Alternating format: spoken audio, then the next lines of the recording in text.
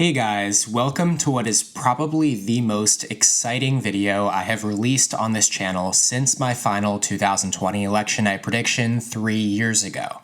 I am so incredibly delighted to launch Election Predictions Official's brand new website. This new platform will serve as the hub, so to speak, for my very own proprietary forecasts for the 2024 election cycle, and will offer insightful details about the methodology underlying my predictions. The presidential forecast is the first and only forecast to be released thus far, but I will be working on Senate and House versions in the near future, as candidates in those races start to ramp up their campaigns over the coming months. Now, with the advancement of new statistical techniques over the last decade or so, the handling of electoral data specifically has become a lot more straightforward. This accessibility has given rise to an industry we are all becoming very familiar with in election forecasting, embraced by news organizations, betting markets, and data nerds of politics and elections like myself and many of you.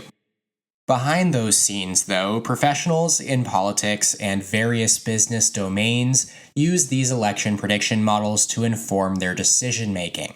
Hedge funds and think tanks, for example, benefit a great deal from knowing which races to donate to, and also to know who's going to be in power following the election.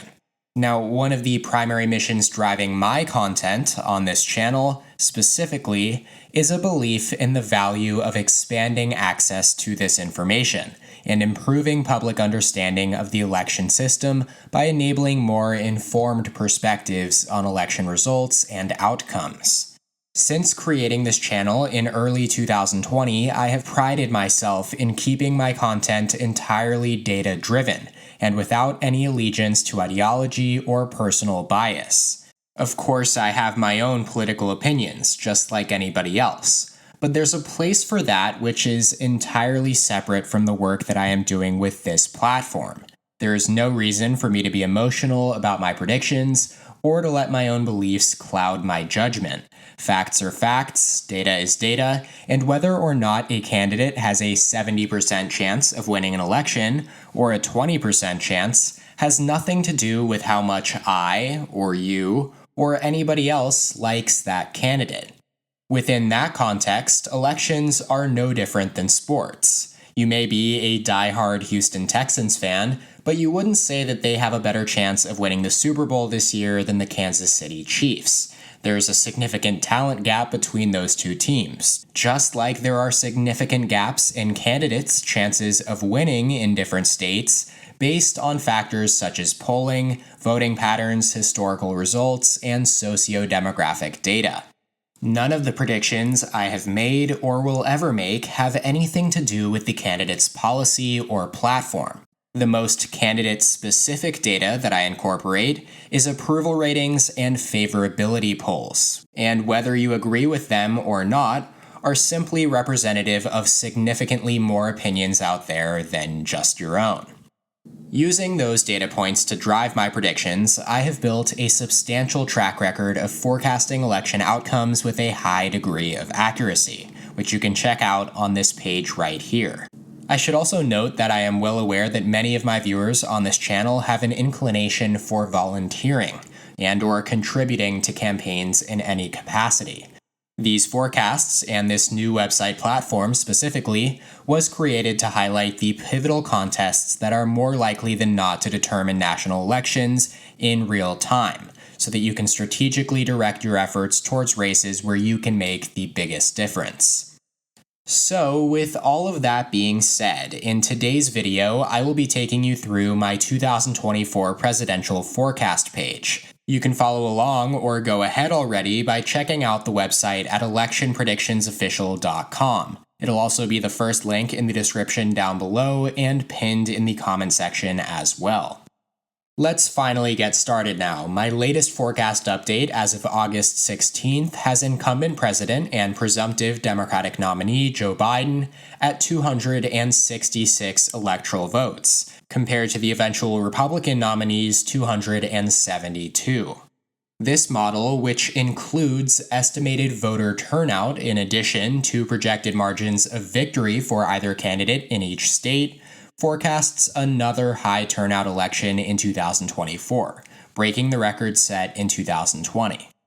And while the Republican nominee is currently favored in the Electoral College race to 270, Joe Biden is projected to receive just over 89 million votes, or 50.1% of the vote nationwide, compared to the Republican nominee's 82.7 million, or 46.6%. This would amount to a Democratic popular vote victory of 3.5%, more than a full point lower than Biden's 2020 popular vote advantage over Donald Trump.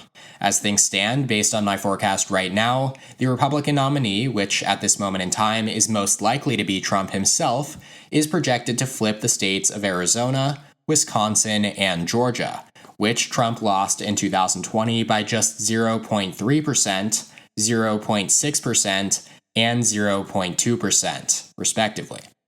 Getting into things, though, the states that are rated as safely Democratic, or in other words, almost certain to vote for Joe Biden in 2024, and by a wide margin, are Washington, Oregon, California, Hawaii, Colorado, Illinois, New York, Vermont, Massachusetts, Rhode Island, Connecticut, New Jersey, Delaware, and Maryland. The projected margins of victory here range from D plus 35.6 in Vermont all the way down to D plus 14.2 in Colorado. Keep in mind that D plus 12 is the current cutoff to receive a safe race rating. So while Colorado is just above that mark as of right now, it could possibly dip into likely Dem territory at some point this cycle. Now, in addition to hovering over a state to see its projection, you can also find it in this table below, which displays the state's race rating, projected margin of victory, both nominees and third-party candidates' vote share estimates, and then estimated turnout. You also either have the option to click on a state above, or click on the plus button all the way to the left of a state over here, which opens up a separate tab that contains all of the aforementioned data, plus a rundown of some key data points that go into the forecast for that state. This includes EPO's weighted polling average and weighted Biden approval rating, the state's weighted partisan lean, the 2020 election margin, the relative shift in the state's margin between the 2016 and 2020 elections, and then demographic information, including where the state ranks in terms of minorities and persons with at least a bachelor's degree. If you're curious to see why these specific data points matter and the forecast directory isn't enough for you, you can click the link that'll pop up in the top right corner or search for EPO launching its 2024 forecast, which is a video where I talk through each of these data points in a lot more detail. Another cool thing, though, that is unique to my forecast is a county forecast. That's right, for those of you who are always asking to see county maps in the comments below, this is for you. It's based on trends within the county and previous results, and you can see both the population and projected margin for each county in every state using this table here. Oh, also one more thing, please feel free to get discussions going in the comment section of these state-specific forecast pages. If you agree or disagree with the prediction, or notice some sort of error, please feel free to voice your opinion here in this area.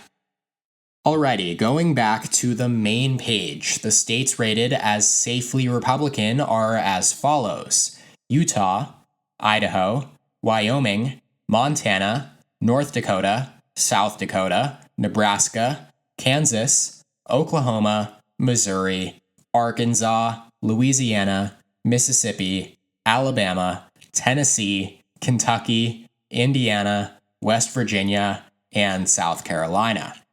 The projected margins of victory here range from R plus 45.1 in Wyoming all the way down to R plus 13.6 in South Carolina, which is the closest of these states to the likely Republican grouping, which is currently occupied by Alaska at R plus 10.5, Iowa at R plus 10.4, and Ohio at R plus 10.2. The likely threshold on both sides applies to states with a projected margin ranging from +7 to +12. So these three states specifically are packed very closely together in the middle of that category. Comparatively, the likely Democrat classification applies to New Mexico at D plus 10.3, Minnesota at D plus 7.3, Virginia at D plus 9.9, and Maine at D plus 8.7. Please note here that Maine and Nebraska split some of their electoral votes by congressional district, and race-specific pages for those can be found in the table down here. You can't just click on this circle representing them on the map, they're just there for visualization. Now, states rated as likely to go to one party can be interpreted as having anywhere between an 80 to 95% chance of voting in that direction, whereas lean states occupy the rough probability range of 60 to 80%. On the Republican side, that includes Texas at R plus 6.1, Florida at R plus 6.2, and North Carolina at R plus 2.3. For Joe Biden and the Democrats, New Hampshire is D plus 6.9, and then down here in the table, Nebraska's 2nd Congressional District, encompassing Omaha, is D plus 5.8. That leaves 6 states in the tilt column on either side, and they're in the 40 to 60% probability range, hovering around 50-50 with ever so slight leanings toward one party or the other.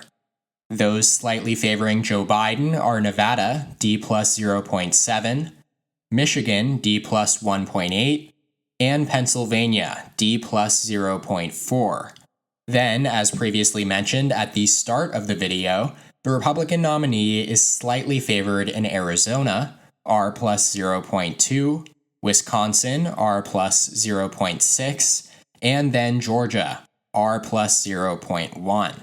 Those are some incredibly close margins, and just to emphasize how close this election is going to be, if any one of these states that currently tilt in favor of Republicans by less than half a percentage point flip back into Democrats' favor, that alone would be enough to flip the entire Electoral College vote count to favor Joe Biden.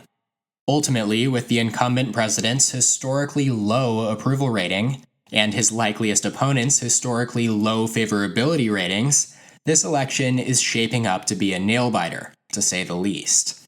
Of course, we're still about a year out from knowing exactly who the Republican Party's nominee will be, and we don't have nearly enough polling data from reputable organizations to create very accurate averages in these key states. That means that this forecast is nowhere near complete or comprehensive, and will probably look a lot different come November 2024, at least in terms of the data it reflects.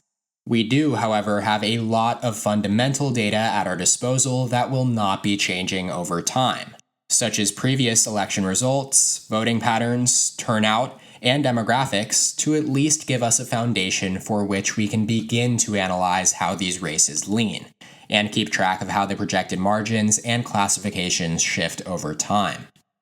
Now, one more thing before I go, I just wanted to say that behind the scenes I've invested countless hours into gathering, organizing, and updating this data to ensure that you have access to the best possible experience. That said, maintaining this website comes with its share of costs, from hosting and technical maintenance to ongoing improvements. I'm proud to keep my content free and accessible to everyone, but I need your support to keep it that way.